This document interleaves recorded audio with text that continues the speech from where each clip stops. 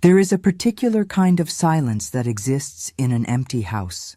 It's not a peaceful silence, not at first. It's a heavy, waiting silence, filled with the ghosts of conversations that haven't happened and laughter that has long since faded. I'm sitting in my sunroom, watching the dust motes dance in the late afternoon light, and this silence is my companion now. It reminds me of the day it all truly began, the day a simple envelope changed everything. It was a Tuesday. I remember because the mailman was late. The envelope was crisp and white, standing out amongst the bills and flyers. It was from the bank. I took it into the kitchen, this beautiful, sprawling kitchen with the granite counters I'd once only dreamed of. I leaned against the cool stone, the morning sun warm on my back, and I opened it. The numbers were there, in stark black ink. A sum of money that should have represented security, freedom, a reward for a lifetime of doing without. But as I stared at it, my vision blurring, all I felt was a profound, hollow emptiness. The paper felt cold in my hands, impossibly heavy. This house, this beautiful silent house, was supposed to be our dream come true. But in that moment, all I could see was the cost. Not the number in the balance column, but the real human price I had paid. Wealth, I learned too late, isn't measured in assets and bank statements. It's measured in trust, and mine was gone, completely shattered, broken by the one person I thought I knew best, my daughter, Anya. To understand the depth of the fall, you have to remember the height we came from. My life before the money was built on a different kind of currency. It was the currency of packed lunches and patiently braided hair, of laughter that echoed off the thin walls of our small apartment. After my husband Michael passed away so suddenly, a part of me went with him. The world became a quieter, scarier place. It was just Anya and me against the world. I was a secretary for a small law firm, and my entire world revolved around the delicate, terrifying balance of my paycheck and her needs. I can still close my eyes and be back in that apartment. The persistent drip from the kitchen faucet that we could never quite fix. The way the floorboards in the hall creaked a specific song when you walked on them. I remember the sound of rain on our single leaky window pane in the living room, and how we'd put a saucepan down, making a game of the rhythmic plink. Plink! Plink! Listen, Mum, she'd say, her little face serious. It's playing a song for us. We'd curl up on the old sofa under a shared blanket, reading stories until the storm passed. I remember saving for what felt like an eternity to buy her a dress for her 16th birthday. For months, I put away a few dollars from the grocery money, a little from the entertainment fund that didn't really exist. It was a simple blue dress, the color of a summer sky from a department store. But when she put it on and spun around, the fabric flaring, her face alight with a joy so pure it almost hurt to look at, I felt like a queen. I felt like I had given her the moon. Those struggles, those shared small moments of triumph, they felt like the golden threads that wove us together into something unbreakable. I truly, deeply believed our bond was forged in that gentle, persistent fire of mutual sacrifice and love. We were a team. The inheritance from my Aunt Clara was a thunderclap from a clear blue sky. She was my father's sister, a quiet, bookish woman who smelled of lavender and old paper.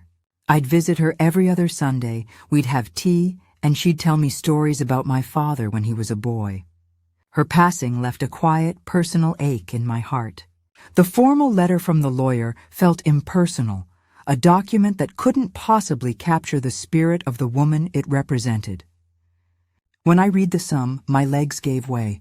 I sat down heavily on the floor of my apartment, the letter trembling in my hand.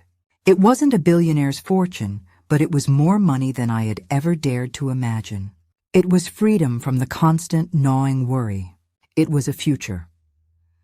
The first thing I did was call Anya, who was in her second year of college. I could barely get the words out. I heard her sharp intake of breath on the other end of the line. She drove home immediately, and when she walked in, we just held each other and cried. Tears of relief, of shock, of disbelief. No more leaky ceilings, I whispered into her hair. No more counting pennies for groceries. No more worrying about your tuition. We spent that first night dreaming out loud, our voices overlapping with plans, sitting on the floor of our living room surrounded by the familiar, shabby furniture. A house with a garden, a reliable car, maybe a trip to the coast to see the ocean for the first time. Her excitement was a tangible thing, filling our little apartment with a new, vibrant, almost electric energy. I was so utterly blinded by her happiness, so relieved to see the weight lift from her young shoulders, that I failed to see the subtle change in its color. It was slowly, imperceptibly, shifting from our shared joy to her personal ambition. The process of finding the house was an adventure in itself. We'd spend weekends driving through neighborhoods pointing out for sale signs. We must have looked at 20 houses, and then we found it. It was a modest but beautiful 2-story with a wide porch and a sprawling oak tree in the front yard. The moment we walked in, we both knew. We looked at each other, and we didn't have to say a word. The look was enough. This was it, our new beginning. Moving day was chaotic and beautiful. We laughed until our sides hurt as we tripped over boxes in the spacious, empty rooms. The echo of our voices in the unfurnished spaces was a sound of pure potential. She immediately claimed the bedroom with the big bay window that looked out over the backyard. "For the morning light, Mum," she said, her eyes shining. And I agreed, my heart so full I thought it might burst. "It's perfect for you, my love." For a few golden months, it was perfect. It truly was. We planted a rose bush together in the garden, getting our hands dirty, laughing as we argued over the best spot for it. We had long, leisurely dinners at the long wooden farmhouse table I'd always wanted. We'd talk for hours about nothing and everything. The house was filled with the smell of fresh paint and our shared happiness. But then, almost without me noticing, the seasons began to change inside the house as well. The conversations started to shift. They were less about we and more about I. She started talking more frequently about her friends from college, the ones from wealthy families. She'd mention their ski trips to Aspen, their summers in Europe, the luxury cars they drove. There was a new, restless, almost hungry edge to her voice when she spoke about these things. A slight frown would crease her forehead when she looked at our comfortable, but by no means luxurious, new furniture. The first true fracture, the crack that would eventually split our world in two, happened on a perfectly ordinary Tuesday. Her old sedan, a faithful but tired machine we'd bought used years ago, had been making a worrying, rattling sound for a week. "Don't worry, love," I'd told her over breakfast. "We'll get you something new, something safe and reliable." In my mind, I pictured a sensible, modern, safe family car. She came home that evening, her cheeks flushed, her eyes gleaming with a kind of fervor I hadn't seen before. She barely said hello before thrusting her phone toward me. On the screen was a glossy, professional photograph of a low-slung silver sports car, all sleek lines and aggressive angles. "This is it," she declared, her voice leaving no room for discussion. "The one I want. Isn't she beautiful?" I felt a knot of cold dread tighten in my stomach. "Anya, sweetheart, that's a very expensive car. It's a luxury vehicle. The insurance alone for someone your age would be astronomical. It's not practical." Her smile didn't falter, but it hardened at the edges. "We can afford it now," she interrupted, her tone sharp, a little dismissive, as if she were explaining something simple to a child. "Why do you always have to think so small? It's just money, Mum. It's meant to be used." Just money. The words landed not like a slap, but like a surgeon's knife, precise and devastating. They seemed to surgically erase all those years of careful budgeting, of choosing between new shoes for her or a winter coat for me. They dismissed the quiet, late-night anxiety that had been the soundtrack to my life. They made a mockery of every sacrifice. The conversation spiraled quickly from there, descending into a place we had never been before. My caution was framed as holding her back. My practicality was labeled a poverty mindset. My desire for financial security was hoarding. I tried to stay calm, to reason, but every word I said seemed to be twisted into a weapon against me. The discussion ended not with a resolution or even a truce, but with her spinning on her heel, her face a mask of contempt, and leaving the room. The slam of the front door was a brutal, final punctuation mark on our first real fight in this new, fragile life we had built. After that, a permanent chill settled over the house. The tension was a third, unwelcome presence, sitting with us at the dinner table, making the air feel thick and difficult to breathe. She was rarely home. When she was often sequestered in her room or on her phone, having hushed intense conversations that would stop abruptly the moment I entered the room. I started tiptoeing around my own home, a ghost haunting the halls of a dream that had curdled. The beautiful furniture felt like a stage set. The spacious rooms felt cavernous and empty. Then came the business proposal. She presented it to me one evening with an almost theatrical flourish, her demeanor all bright professional efficiency. A close friend of hers, someone I'd never met, was starting a tech company, an app that was a guaranteed can't-fail success. She wanted me to invest a staggering amount, a large portion of the capital that was meant to secure my retirement. My heart sank like a stone. It wasn't the money itself, not really. It was the recklessness of it, the sheer lack of forethought. "Anya," I began, choosing my words with immense care. "This is a huge risk. It's a very significant amount of money. Do you have a business plan I could look at? Financial projections? Can I speak to this friend? We need to do our due diligence." Her face hardened instantly. The professional mask slipped away, revealing the raw hurt and anger beneath. "You don't trust me," she said, her voice low and wounded. "You think I'm a foolish child who can't make her own decisions. You have all this money and you're just sitting on it, hoarding it like a dragon. You don't believe in me." She framed my love, my caution, my lifetime of hard-won wisdom as a profound lack of faith in her. The accusation was expertly aimed, a poison-tipped arrow striking right at the very core of my identity as a mother. She withdrew further after that, her absence a constant, aching reminder of the chasm that was widening between us with every passing day. The final breaking point, the moment the last golden thread of our relationship snapped, was on a quiet, overcast Sunday. The house was so silent I could hear the hum of the refrigerator from 2 rooms away. A deep, melancholic loneliness had settled over me, and in a desperate attempt to find comfort, I decided to make my mother's old recipe for shepherd's pie. The familiar, comforting ritual of peeling potatoes and browning meat felt grounding. I was sure I'd seen her handwritten recipe book in a box of Anya's old things, keepsakes she'd asked me to store in her closet. Her room was neat, almost impersonal. It didn't feel like her room from our old apartment anymore.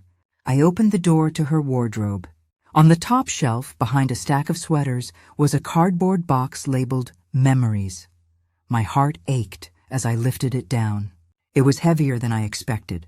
As I set it on the bed, a sleek, black leather folder, one I had never seen before, slipped from between the flaps of the cardboard and fell to the carpet, its contents spilling out in a glossy cascade. It was a real estate portfolio. High-quality, professional photographs of minimalist, high-rise apartments with stunning panoramic city views. Steel and glass? Not a home, but a statement. And paper-clipped to the front page was a single sheet of lined notebook paper. It was a draft of a text message, written in her familiar looping handwriting. My breath caught in my throat. A voice in my head, the voice of the mother I used to be, screamed at me to stop. "This is private. Put it back." But some desperate sinking feeling in my gut, some primal need to know the depth of the betrayal, made me pick it up. The words once seen could not be unseen. They were branded onto my soul.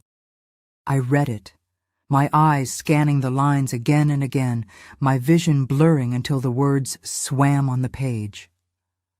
The room seemed to shrink and expand all at once. This wasn't a whim. It wasn't a reckless impulse born of youthful ignorance.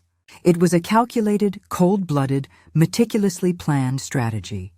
The house, our home, the symbol of our new beginning that we had chosen together, was just an asset to her, collateral, a means to a selfish end.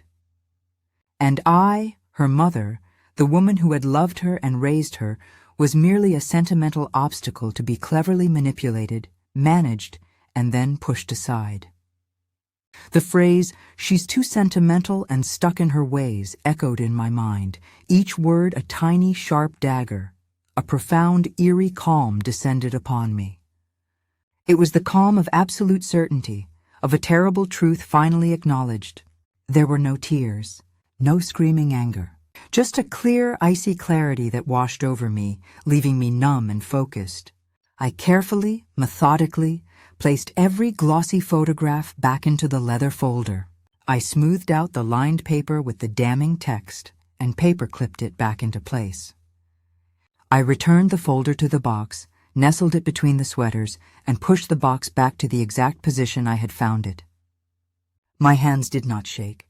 My breath was even. I was an automaton, executing a necessary, heartbreaking task.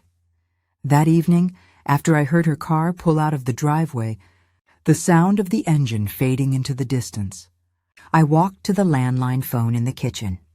My footsteps were steady on the polished floors. I picked up the receiver and dialed a number I knew by heart. Mr. Davis, my lawyer, answered on the third ring. My voice was steady, devoid of the tremor I felt deep in my bones. "Robert, it's Margaret," I said. "I'd like to schedule an appointment as soon as possible. I need to discuss securing my assets. I want to make sure my wishes for my estate are perfectly, unequivocally clear and legally unchangeable." We met in his office the next day, a room that smelled of old books and polished wood. I sat in the familiar leather chair across from his mahogany desk. I didn't tell him the whole sordid story. I didn't need to. I simply stated my requirements. I listened as he explained the mechanisms of an irrevocable trust. He spoke of legal documents, watertight and precise, that would protect my home and savings from being used as loan collateral, from being sold or transferred without my explicit, documented, and witnessed consent. I was not drawing a line in the sand in a fit of anger. I was building a fortress of quiet dignity, of self-preservation. The weeks that followed were the quietest of my life. The silence in the house grew deeper, more profound. It was a waiting silence. Then one night she came to me. She had made a pot of my favorite chamomile tea. She sat close on the sofa, her manner soft, conciliatory, almost girlish. She reminded me so much of the daughter I had lost that it was a physical pain in my chest. "Mum," she began, her voice a gentle, practiced caress. "I've been so worried. With all the identity theft and sophisticated scams these days, I've been losing sleep over it. I think it would be safer, smarter, if we put the house in my name. I can manage the paperwork, protect it for us. You've worked so hard all your life. You shouldn't have to worry about this kind of thing anymore." She looked at me with those same wide, earnest eyes that had once gazed up at me in wonder during a bedtime story. I felt a wave of immense, crushing sadness. For her, for me, for the future I thought we'd share, for the sheer, tragic artistry of her performance. I took a slow, deliberate sip of the hot tea, the floral taste doing nothing to melt the block of ice that had formed in my chest. I placed the cup back on its saucer with a soft, definitive click. I looked directly at her, my gaze steady. I saw a flicker of something, uncertainty, in her eyes. "I spoke with Robert Davis last week," I said, my voice quiet but unwavering, each word chosen with precision. "The house and all my assets are now held in a protective trust. It's a very secure, legally binding arrangement. It means that no one, not me, not you, not anyone, can use them to secure a loan or sell them or transfer them without my legal permission, which would require a separate notarized document. So you see, there's nothing left for you to worry about. It's all perfectly, completely safe. The change in her face was instantaneous and terrifying. The carefully constructed mask of loving concern shattered into 1,000 pieces. The color drained from her cheeks, leaving her pale and waxy. Her lips parted slightly, but no sound came out. Her eyes widened, first in confusion, then in dawning comprehension, and finally in a flash of pure, unadulterated fury that was so quickly suppressed it was like lightning in a jar. The silence in the room was heavier and more absolute than any I had ever known. She had been so certain of her victory, so sure of my pliable, trusting nature. In that moment, she wasn't looking at her mother. She was looking at a strategist who had calmly and quietly outmaneuvered her. Without a word, her body stiff, she stood up, turned, and walked out of the room. The sound of her bedroom door closing down the hall was softer than the front door slam had been weeks before, but it was infinitely more final. It was the sound of the end. She moved out a month later. The reasons were vague, mumbled excuses about needing her own space, about a job opportunity in the city. We both knew the truth. There was no pretense left. Our relationship now is a ghost, a pale imitation of what it was. We speak on the phone occasionally, on birthdays and holidays. Our conversations are polite, brittle things, skimming the surface of life, carefully avoiding the deep, painful, unforgiving waters that lie beneath. This house is quiet now, but the silence has transformed. It is no longer a lonely silence. It is a peaceful silence. It is mine. I tend to the garden. The rosebush we planted together is thriving. I volunteer at the local library, reading stories to wide-eyed children, and in their simple, unguarded wonder, I find a different kind of wealth, one that doesn't come with a price tag. The inheritance gave me a physical security I had never known, but it cost me my daughter. I learned the hardest lesson of my life, that the most dangerous poverty is not a lack of money, but a lack of character.